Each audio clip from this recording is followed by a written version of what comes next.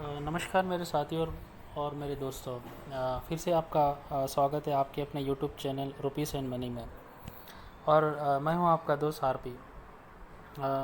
फिर से हम बात करने वाले हैं टाटा बीएसएल लिमिटेड की। जी। कल हमने बात की थी इसके बारे में, और आज फिर से मैं कुछ चीज़ें आपके सामने प्रस्तुत करना चाहता हूं, जो आपको अच्छी लगे, जो आपको समझ में आए, और आप बेस्ड ऑन दैट आप डिसीजन ले सकें। तो देखिए, कल मैंने बताया था कि मेरी खुद की इन्वेस्टमेंट थी टाटा बीएसएल में। मैंने काफ़ी हैवी अमाउंट इन्वेस्ट किया था पिछले महीने, बट मैंने उसे सेल कर दिया था। हाफ जो मेरी क्वांटिटी थी, लगभग 1000 के पास क्वांटिटी थी, 500 मैंने निकाल दिया था। वो भी मेरा लॉस मेकिंग ट्रेड था। और कल भी मैंने बताया था कि मुझे लॉस ही हो रहा था। ठीक है। और एक बात मैं बताना चाह रहा हूँ सभी के लिए, सभी मेरे दोस्तों के लिए, सभी मेरे भाइयों के लिए, कि ये मैं वीडियो कोई इसीलिए नहीं बना रहा हूँ कि मेरे काफ़ी सब्सक्राइबर हो जाए या मेरे काफ़ी व्यू हो जाए। मैं इसलिए बना रहा हूँ कि मेरा खुद का अनुभव मैं शेयर करूँ। क्योंकि आप यकीन कीजिए, भरोसा कीजिए, पिछले 8 साल, पिछले 8 वर्षों से मैं कोशिश कर रहा था कि स्टॉक मार्केट में इन्वेस्ट करो, ना कि ट्रेडिंग। क्योंकि मुझे काफ़ी इंटरेस्ट था पहले से ही, मैं बिज़नेस देखा करता था, बट नहीं हो सका किसी कारणवश, जैसे फाइनेंशियल प्रॉब्लम से। कभी जॉब नहीं था, कभी जॉब था, फिर फंड आ रहे थे लेकिन वैसे उसी तरह बाहर जा रहे थे, तो काफ़ी दिक्कत थी इन्वेस्टमेंट की, या फिर कुछ अमाउंट बचा के रखना। लेकिन भगवान की दया से और कुछ फ़ंड मैंने यहाँ वहाँ से मैनेज करके पिछले 6 महीने में मैनेज करके पिछले महीने से मैं एक्टिवली इन्वेस्टमेंट स्टार्ट किया हूँ। और उसी में भी मुझे थोड़ा प्रॉफिट हुआ है, थोड़ा लॉस हुआ है, बट प्रॉफिट और लॉस की जगह पे मैं बात करना चाह रहा हूँ कि काफ़ी अच्छा अनुभव रहा है मेरा। पिछले 8 वर्षों से मैं ट्रैक कर रहा था, काफ़ी शेयर्स थे।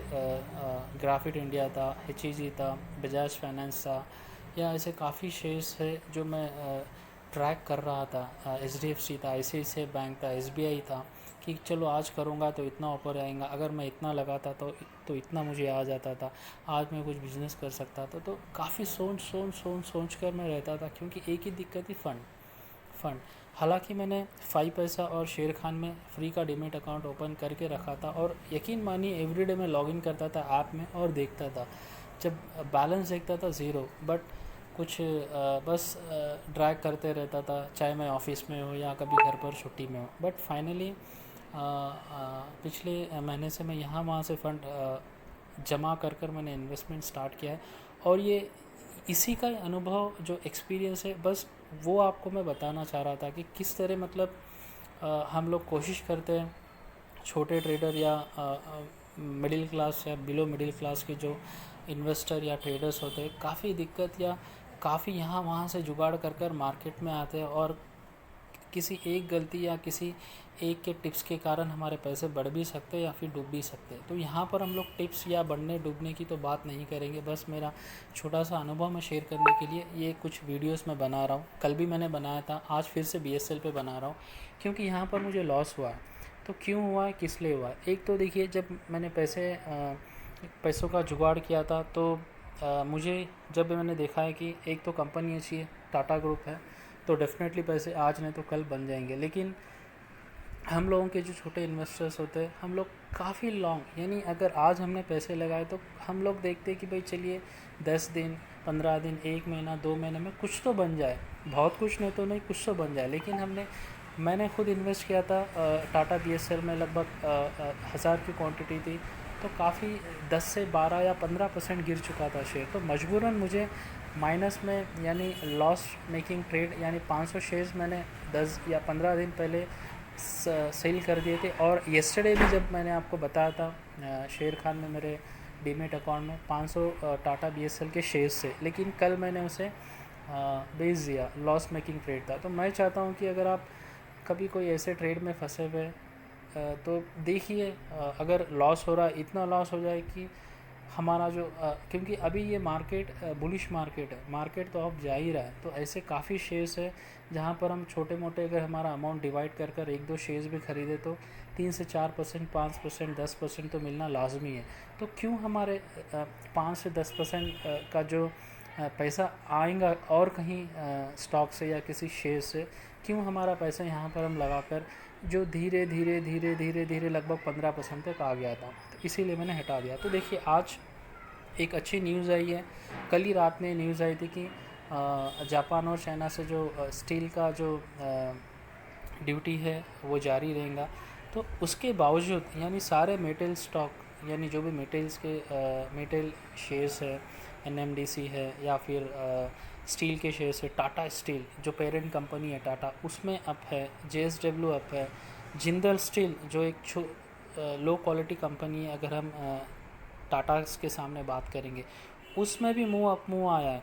लेकिन अभी देखिए टीसीएल का बीएसएल का हाल क्या है। देखिए इतनी अच्छी न्यूज़ है, सारी जगह पर बाइंग हो रही है और ये अप है 0.28%, यानी मात्र 0.25 पैसा। तो देखिए कल मैंने सेल किया था और आप यकीन मानिए कल मैंने सेल कर वही अमाउंट मैंने सोनाटा सॉफ्टवेयर मैंने ख़रीदा है, तो उसमें आज कुछ अप मुँह देखा गया 1-2%। आज आईटी स्टॉक बढ़ रहा है, तो अगर 2-3% अगर वहाँ पर डाउन में जा रहा है तो और कहीं अगर हम लगाएंगे एक 4-5% भी आ गया तो कोई बुरा नहीं है दोस्तों। बस यही मैं आपको बताना चाह रहा था। देखिए कल की हालत क्या है, अभी देखिए लाइव क्या चल रहा है टाटा बीएसएल में। सेलिंग देखिए अगेन ऑलमोस्ट 18 लाख के करीब सेलर्स बैठे हैं, अपनी क्वांटिटी अपने थैले घरों से दफ्तर से निकाल के। ये कितनी करेक्ट क्वांटिटी है पता नहीं है, 18 लाख के करीब सेल क्वांटिटी लगाया गया है और देखिए बाई क्वांटिटी है लगभग 4 लाख के करीब। तो मानिए कहाँ से ये ऊपर जाएगा। कल भी यही बात की थी मैंने कि इतनी हाई सेलिंग है, इतनी कम क्वांटिटी में बाइंग हो रही है, धीरे धीरे कछुए की चाल से ये नीचे आ रहा है और जो दीमक जिसे हिंदी में कहते हैं दीमक की तरह 15% का लॉस ऑलरेडी मुझे हो गया था, इसीलिए मैं वहाँ से निकल गया था दोस्तों। बट एक अच्छी बात क्या दिख रही है, देखिए येस्टरडे का अगर क्वांटिटी ट्रेड देखेंगे 7 लाख का ट्रेड हुआ था और 5 लाख की डिलीवरी क्वांटिटी है, यानी ऑलमोस्ट 74% डिलीवरी। इतने लोग इसे डिलीवरी ले रहे हैं, यानी अभी शायद कहीं कोई बड़ी शार्क है जो इसमें उतर रही है या उतरने की कोशिश कर रही है या कुछ होने वाला है जिसके कारण डिलीवरीज़ भी बढ़ रहे हैं। नॉर्मली कहा जाता है अगर डिलीवरी ज़्यादा हो रही है तो शेयर में अपमूव देखा जाता है। तो ये भी 2 महीने से लगभग अगर मेरा अनुभव तो डाउन में ही जा रहा था, तो शायद अब जा सकता है। बट मेरे पास उतना पेशेंस नहीं है कि अभी मैं लॉस और बेयर कर सकूं, इसीलिए मैंने कल मेरे जो बाई क्वांटिटी थी मैंने सेल कर दिया है। तो मैं आपको बताना चाहता हूं, देखिए मैंने और दूसरा शेयर ख़रीद लिया है। देखिए यहाँ पर हैप्पीएस्ट माइंड है, सोनाटा है और विप्रो है, टाटा बीएसएल नहीं है। तो अभी देखिए वो हटाने के बाद मुझे लगभग कुछ 6,000 का प्रॉफिट भी हो रहा है। तो कहने की बात यह है दोस्तों कि ये फिक्स है, मैं ये नहीं कर रहा हूँ कि टाटा बीएसएल कोई ख़राब शेयर है या इसमें गिरावट ही रहेंगी, बट बता नहीं सकते। मैनेजमेंट काफ़ी अच्छा है टाटा का, management no doubt, salute you Tata, entire Tata group को सैल्यूट है, no doubt. Management is excellent, pure, company काफ़ी अच्छी है और टाटा बीएसएल अभी लॉस से प्रॉफिट मेकिंग कंपनी में आई है। ओनली जो इसमें रुकावट आ रही है, एक तो काफ़ी हाई चढ़ चुका था पिछले 6 महीनों से और मर्जर की बात हो रही है, तो काफ़ी छोटे रिटेलर्स या बड़े रिटेलर्स मतलब कुछ ना कुछ गेम पक रहा है, अंदर खिचड़ी पक रही है। तो भाई अब वो खिचड़ी पक रही है और हमारे पास उतना पेशेंस नहीं है और पेशेंस से ज़्यादा उतने अमाउंट नहीं है कि हम इसमें फिर 15% लॉस हो गया फिर घटकर वो और 5% लॉस बढ़ जाए या और 10% बढ़ जाए, तो ऐसे करते करते तो हमारा सारा इन्वेस्टमेंट ही ज़ीरो हो जाएगा। तो इसीलिए मैंने ट्रेड कट ऑफ कर दिया और कल टाटा स्टील बीएसएल से मैं बाहर हो गया हूँ, यानी अभी कोई क्वांटिटी नहीं है मेरे पास। जब अगर सही दिखा और फंड अवेलेबल रहेगा तो ज़रूर फिर से सोचेंगे। तो मैं बस आपसे यही बात करना चाह रहा हूँ कि देखिए खुद के बारे में सोचिए, खुद के पैसों के बारे में सोचिए। इन्वेस्ट करने से पहले या फिर कोई शेयर ख़रीदना बेचने से पहले 100 बार देखिए कि आप कितना लॉस बेयर कर सकते हैं या प्रॉफिट भी अगर कितना ऊपर जाने के बाद उस ट्रेड से बाहर निकल सकते हैं। तो 100 बार सोचिए गाइस। सभी लोगों का काम है बताना, जानकारी देना, टिप्स देना, बट रियल मार्केट में तो आपको ही उतरना है और आपके पैसे लेके उतरना है। यही एक मेरी कोशिश थी आपको बताने की। अगर आपको पसंद आया प्लीज़ गाइस लाइक कीजिए, सब्सक्राइब कीजिए। कोशिश करूँगा और अच्छी क्लैरिटी और अच्छी जानकारी के साथ अगले किसी भी जो मेरा अनुभव या कोई और शेयर है जहाँ पर दिख रहा है कुछ पॉसिबिलिटीज़ है तो आपके सामने प्रस्तुत करूँगा।